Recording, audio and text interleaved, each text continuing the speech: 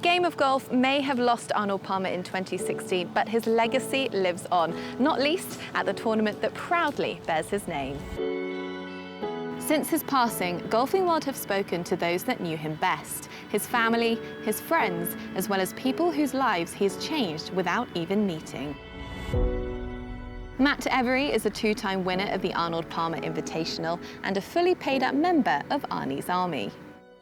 Growing up in Daytona Beach, you know, we had TPC and Bay Hill. Both were like an hour and a half from my house, so whenever it was that time of year, my dad would take me. You know, he was a fan, I was a fan, so and we would go to Bay Hill, and that's when I became aware of Arnold Palmer. At the time, I was a big Mark Calcavecchia fan. I don't know why. So my dad and his buddies would drop me off there, and we would meet in like 4 hours. He'd be like, all right, in 4 hours time, we're meeting in this spot, I'll see you. So I would follow Mark around the whole way around Bay Hill, and then meet my dad back up. It's an old school locker room. It's original. Same guy behind the bar, always make you feel at home. You go into the restaurant, it was a coin flip if Arnie was in there or not. Kind of just held court there. For me, if you put a gun to my head before Bay Hill and said, who's your favorite of the big three, Arnie, Jack, or Gary Player, it wouldn't even be close. It would be Arnold Palmer, not even close. The guy just oozes charisma, and he's a guy's guy, you know? It was so fitting for me. No, Arnie was great. I knew he knew how special it was for me. I have all these pictures of him, like, you know, on the green during the presentation, and he was like enamored with my little boy running around, and like, my little boy's gonna have that forever. I'm gonna have that forever. I'm humbled, I mean, honored, everything to even have my name on his trophy is something I never would have dreamed of. The two guys that Adam and Henrik, the 2 years that I won, I feel like they would have been great champions for that event. And I'm extremely grateful for winning, and I'm glad that I have that forever. But, you know, for me, Arnie is, when I hear of Arnie, I think of like charisma, you know? And when I think of Adam, same thing. Henrik, same thing. It's just crazy that my name hopped in front of theirs. I am forever grateful for him. All of us are, or we should be. You know, you can say Tiger, the TV, and you know, the purses have gone up, and Fincham has done a great job, but I mean, Arnie was the first real businessman in our profession.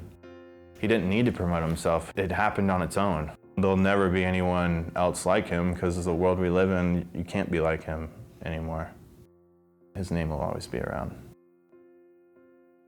I had heard that he wasn't doing well for a while. And I have a grandfather that's was around his age, so you know, it's sad, but at the same time, I mean, I know the day my grandfather passes, I'm gonna be sad, but I'm gonna be happy too. I mean, that was the guarantee of Arnold Palmer lived a hell of a life, you know, and he left a lasting impact. He would always take my phone call, always. In fact, I called him one day, and he would always answer the phone, and in his voice, "Where are you?" That was how he answered the phone every time. And this one particular time, he said, "Where are you?" I said, "I'm at home." And I said, "Where are you?" He said, "I'm with the president."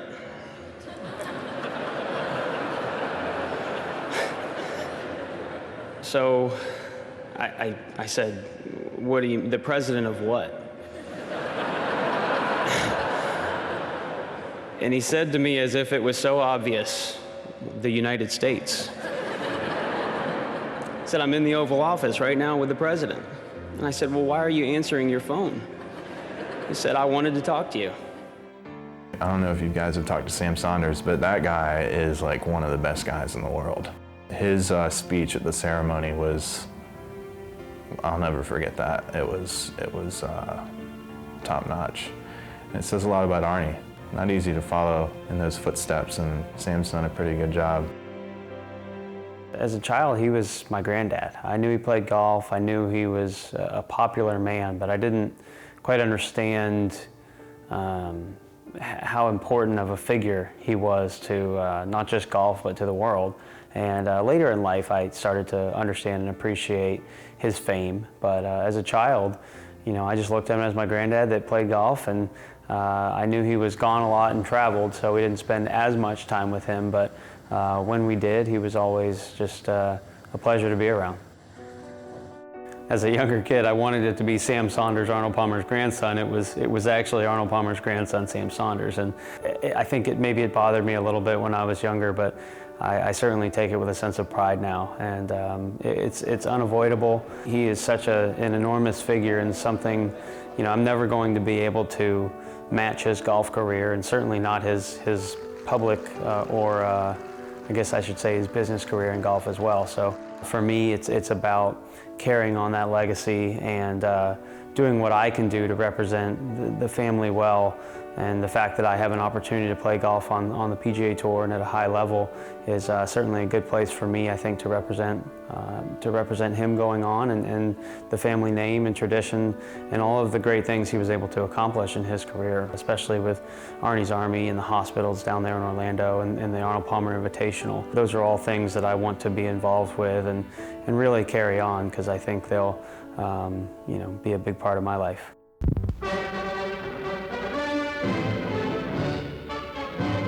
Golf records are falling before the clubs of Arnold Palmer in the British Open Championship at Troon, Scotland. Palmer appears calm and collected as he rests up for his final afternoon round. The American is a hero to British youngsters. I think my grandfather came along, I think we all know it was like a perfect storm. He was the right guy for it. He had the character, the personality, he had the looks, and it was certainly the right time. TV was happening, and he came out and became successful, and in the way he interacted with the fans and the media on the course, and the way he made it look fun out there, it drew a lot of attention, and it made people interested, and they wanted to watch him play.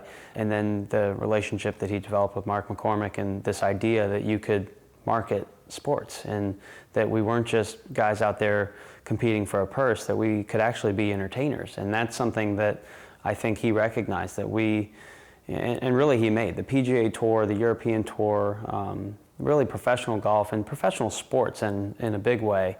The fact that, you know, the endorsements and the sponsors and the contracts that are out there now, they wouldn't be there were it not for him and the big three.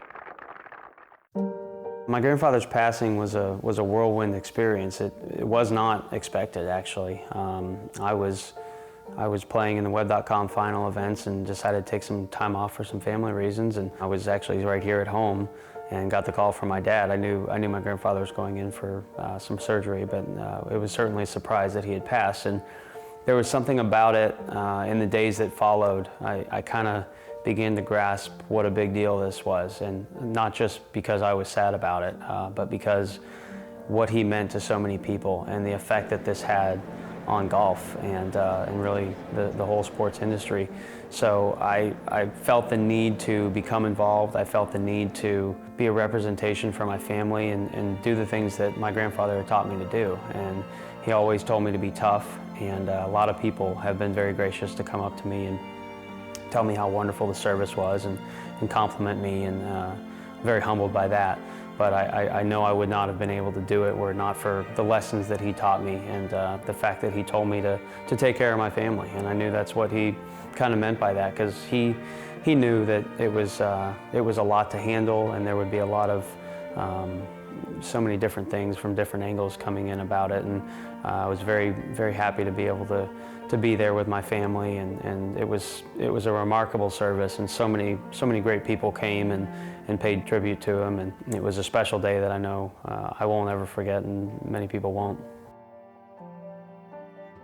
I always enjoyed the time that I got to spend alone with him, just the two of us, selfishly, because it was hard to get any time alone with him in a way, because he was so popular, and he was so good about giving people the time of day. So just the times that I was able to spend down in the garage at Bay Hill or up in Latrobe working on clubs with him, and the fact that he was able to tell me, just the two of us up alone in Latrobe, one time. He told me that he was proud of me for becoming my own man.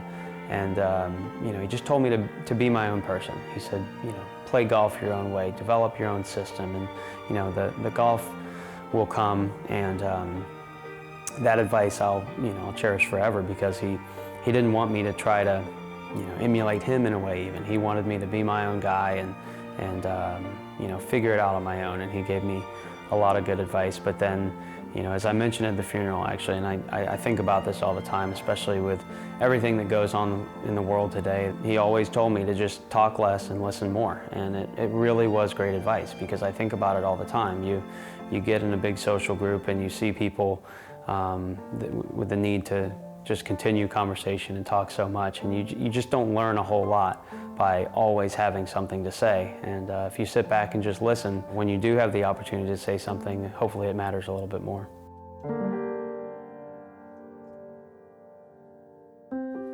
There is no more fitting place than Bay Hill for the world of golf to pay its final respects to a man who did so much for the game. Golf writer Doug Ferguson knows more than most about the man affectionately known as the King. Arnold Palmer was born in Latrobe, western Pennsylvania in 1929. His dad, Deke, was the superintendent at Latrobe. There was a picture of Arnold when he was probably 5 or 6 years old. You've never seen a picture of a 5-year-old that just spoke to so much of who the man became in his 20s, 30s, 40s, 50s, 60s, all the way through. It's very mischievous, very ambitious, devil may care. It's a magnificent picture. Golf wouldn't be anywhere where it is today, I think, without Arnold, because he came along at about the time that television did. He had movie star looks, and now here comes television, and it's just the absolute perfect marriage that made everybody feel like this was a sport they wanted to watch. This was a person they wanted to see. I'm Arnold Palmer, and it's nice to have you with us for another round of Big Three golf.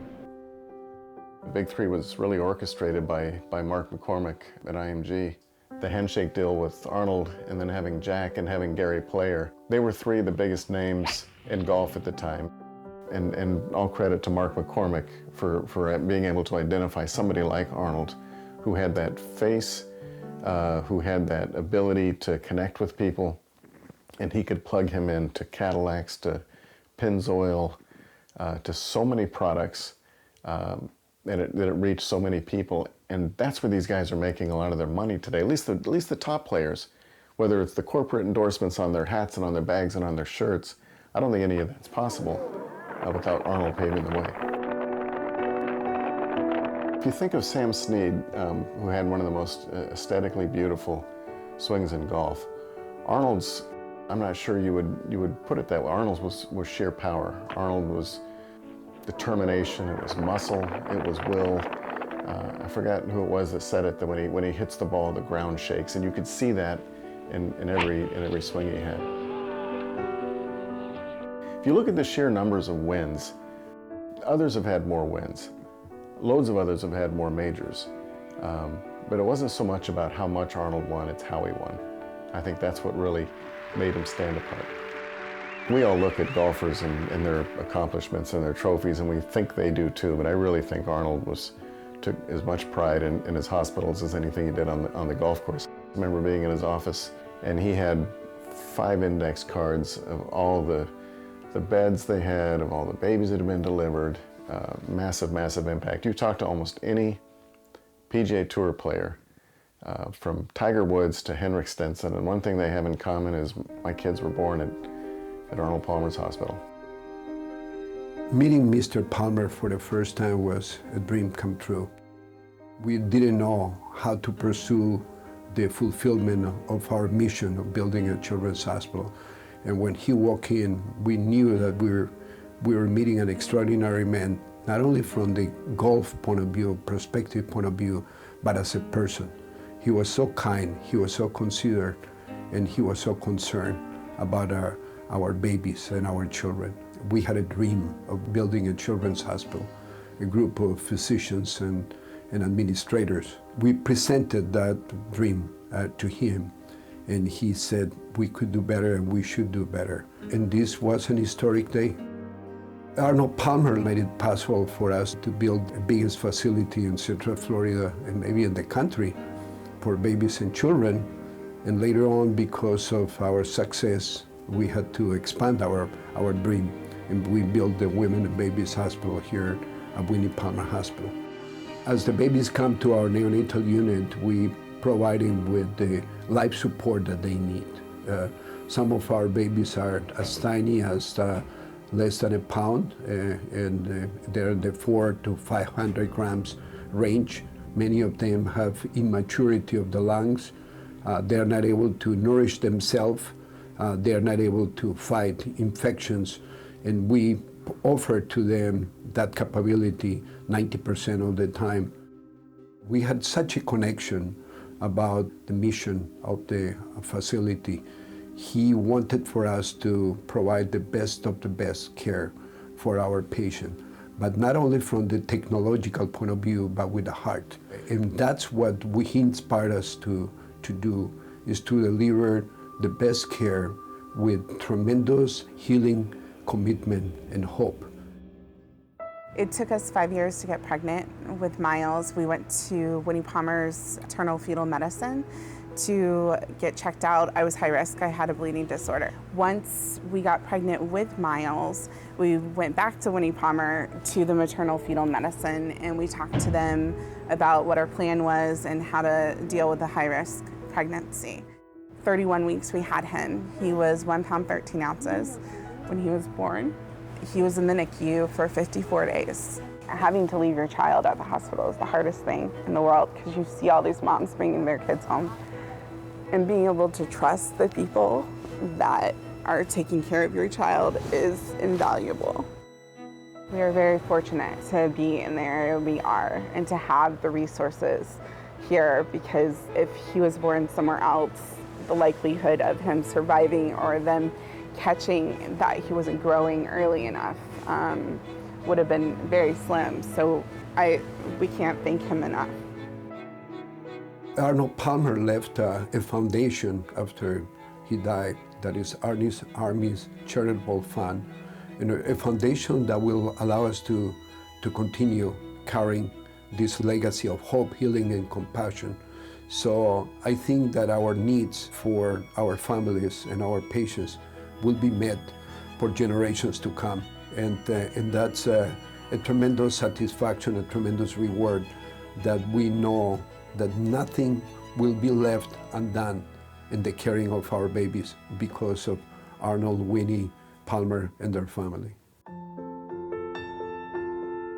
We formed Arnie's Army Charitable Foundation, and that has truly become my passion, and obviously inspired not only by my parents, but inspired by so many people who wanted to do something to honor and acknowledge, you know, what my mother and father have meant to so many things.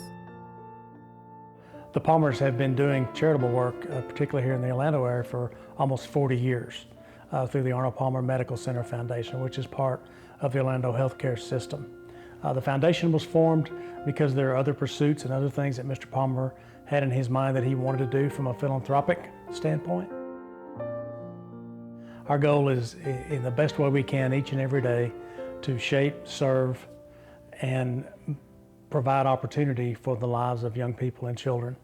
It's hard to measure the legacy that he leaves behind. He was one of the greats of golf, but more than that, he was one of the greats of this country.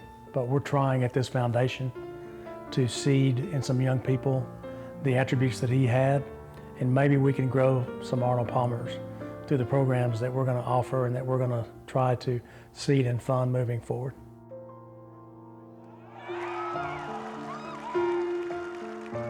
You could just tell by being around him what a great, great person he was. He was just an incredible, incredible man by the way he handled himself. You can use the word authentic. That doesn't really describe him. There has never been anybody like Arnold Palmer. There may never ever be again anybody like Arnold Palmer.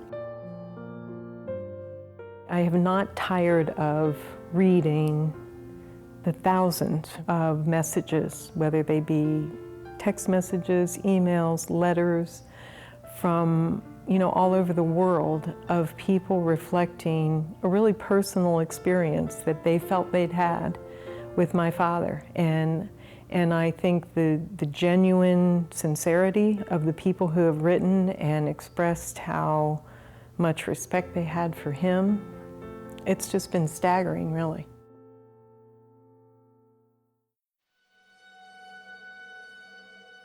You don't lose a friend of almost 60 years and not feel an enormous loss.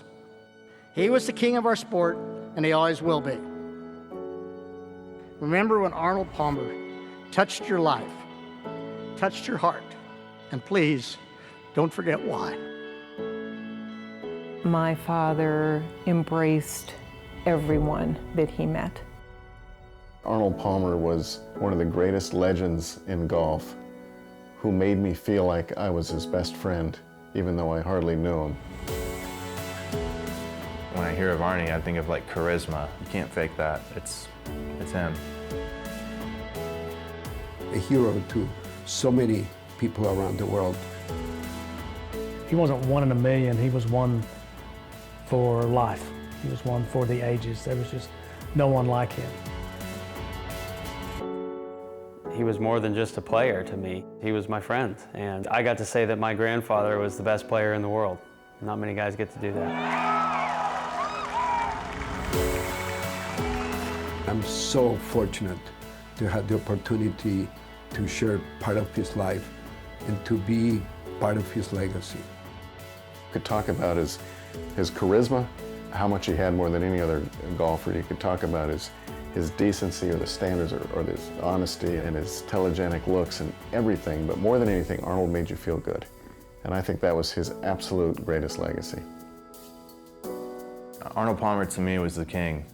His name will always be around. He was my confidant, and he was someone that I could always reach out to for anything that I ever needed. Someone made a comment to me the other day, and they said that people were my father's oxygen, and I think that is very true. Arnold, even though you are the king, you made everyone feel like royalty in your presence.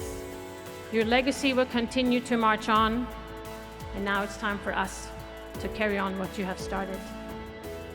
Arnold, we love you.